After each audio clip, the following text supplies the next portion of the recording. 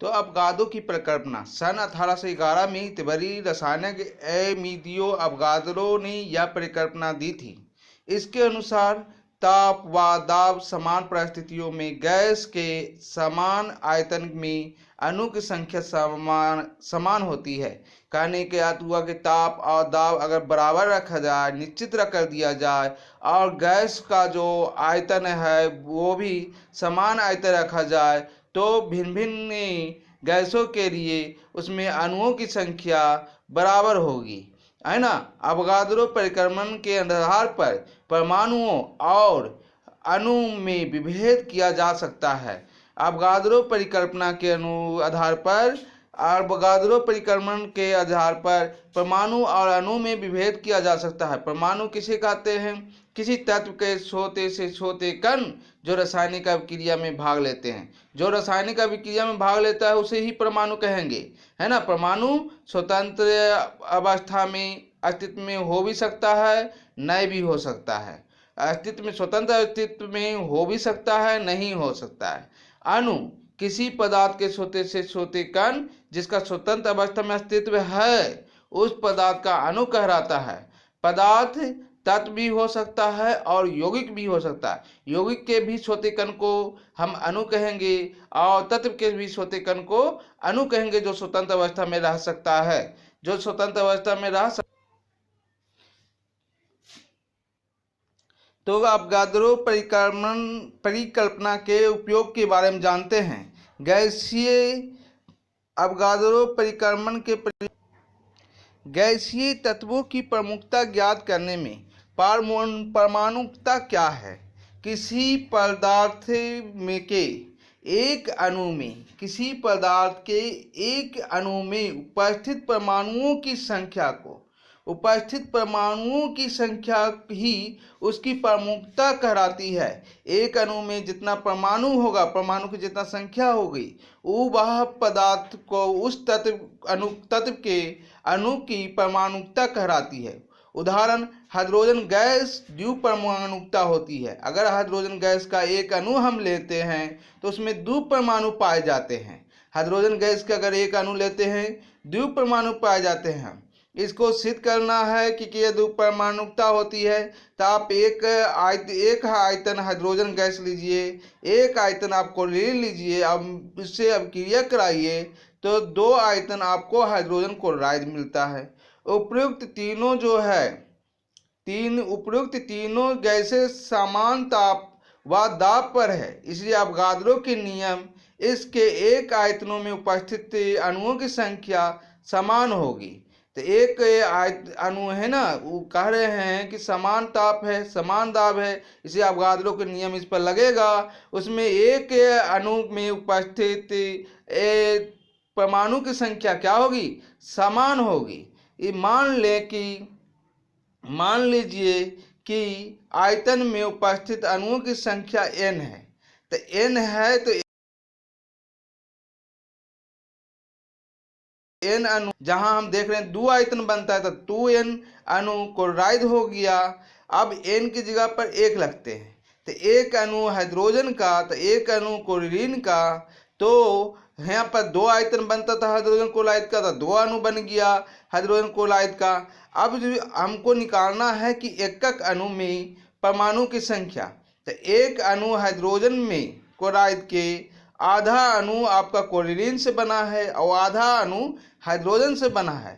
चूंकि अर्थात hydrogen chloride एक अणु में एक हाइड्रोजन के आधे अणु व क्लोरीन के आधे अणु से मिलकर बना है। विभिन्न अध्ययनों से ज्ञात हुआ है कि हाइड्रोजन क्लोराइड में क्षारीय अम्ल है। हाइड्रोजन क्लोराइड क्या है? क्षारीय अम्ल है। हाइड्रोजन अम्ल में एक अणु में हाइड्रोजन के परमाणु की संख्या 1 होती है। हाइड्रोजन परमाणु की संख्या क्या होती है? हाइड्रोजन क्लोराइड में 1 होती है, और हम जान रहे हैं कि आधा अणु से बना है, तो एक अणु के लिए कितने चाहिए? तो 2 परमाणु चाहिए। वही आधा अणु हाइड्रोजन बराबर 1 परमाणु हाइड्रोजन, तो एक अणु हाइड्रोजन बराबर 2 परमाणु हाइड्रोजन, अर्थात हाइड्रोजन की परमाणुकता कितनी हो गई? 2 हो गई।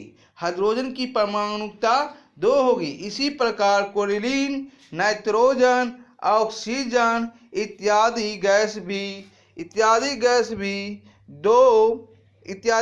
भी द्विपरमाणुक होती है।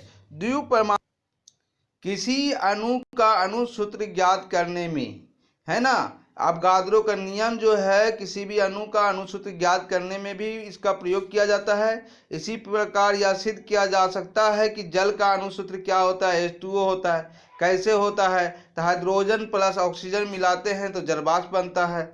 हाइड्रोजन प्लस ऑक्सीजन मिलाते हैं तो जलवाष्प बनता है। तो इधर हम देखेंगे कि यहाँ पर H2 हाइड्रोजन का सूत्र क्या होता है। हाइड्रोजन का आपका क्या होगा सूत्र, आपका हाइड्रोजन का सूत्र होगा H2, क्योंकि ये दो परमाणु का अणु है। ऑक्सीजन का क्या होगा O2, और जलवाष्प बनता है तो जलवाष्प बनता है तो क्या होगा H2O, है ना। जल क्या हो गया H2O। तो यहाँ पर जो है यह ढंग से हम संतुलित करेंगे कि H2 है, O2 है, तो यहाँ पर O2 नहीं है तो यहाँ पर 2 डाल दिए। यहाँ पर 2 डाल दिए तो यहाँ पर जब 2 डाल दिए तो आपको O2 2 हो गया, तो लेकिन H2 4 हो गया, तो यहाँ पर भी 2 डालना पड़ेगा, है ना। इससे क्या पता चला कि 2 हाइड्रोजन का आयतन, है ना, इससे ये पता चला कि 2 हाइड्रोजन का आयतन है और 2 हाइड्रोजन का आयतन 1 ऑक्सीजन का आयतन, अब मिलने से 2 क्या बन गया, 2 आयतन जल का बन गया, 2 आयतन जल का बन गया। प्रयोग से यह सिद्ध हुआ है कि 2 आयतन हाइड्रोजन व 1 आयतन ऑक्सीजन के संयोग से 2 आयतन जल वाष्प प्राप्त होती है। उपरोक्त पर अवगाद्रो नियम लगाने पर 2 आयतन हाइड्रोजन प्लस 1 आयतन ऑक्सीजन, अवगाद्रो के नियम लग रहा है, बराबर 2 आयतन जल वाष्प। तो अब अणु पर चल जाओ, तो जितना आयतन उतना अणु, तो 2n अणु, 2n हाइड्रोजन के अणु प्लस n अणु ऑक्सीजन के, है ना, क्योंकि 1 आयतन था n अणु इक्वल टू है तो इक्वल टू 2 आयतन जलवाष्प का था 2n अणु जलवाष्प के, n बराबर 1 रख दीजिए तो क्या हो गया 2n हाइड्रोजन का और 1 अणु ऑक्सीजन का और 2 अणु जलवाष्प का। और जलवाष्प का अणु को हम 1 अणु में बदल देते हैं, यानी आधा कर रहे हैं, तो ऑक्सीजन का अणु भी आधा हो गया, क्योंकि पहले 1 था और हाइड्रोजन का अणु 2 था तो वो 1 हो गया। 1 अणु जलवाष्प जो है आधा अणु ऑक्सीजन से व 1 अणु हाइड्रोजन से प्राप्त हुआ। चूंकि हाइड्रोजन व ऑक्सीजन दोनों द्विपरमाणुक है, अतः जलवाष्प का सूत्र हो गया H2O।